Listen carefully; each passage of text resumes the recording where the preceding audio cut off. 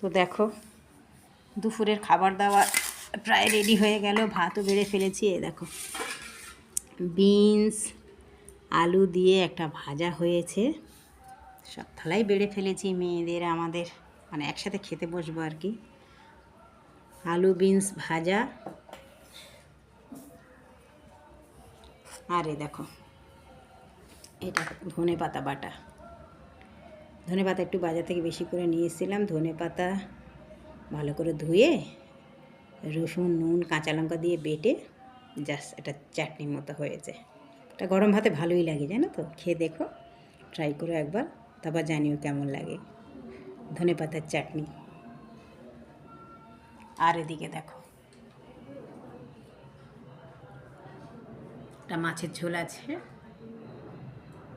আজকে আবার ছোটো ছোটো তেলাপিয়া পেয়েছি। আর ফুলকপি তো এখন শীতের সময় সব সময়, তো ওটা দিয়ে আবার আজকের একটা ঝোল করে ফেলেছি।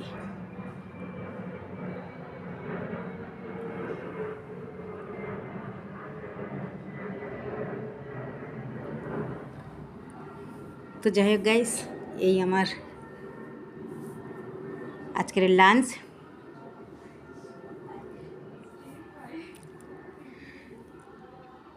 তো গাইস এই পর্যন্ত, ভালো লাগলে লাইক শেয়ার করে দিও। টাটা, সবাই ভালো থেকো।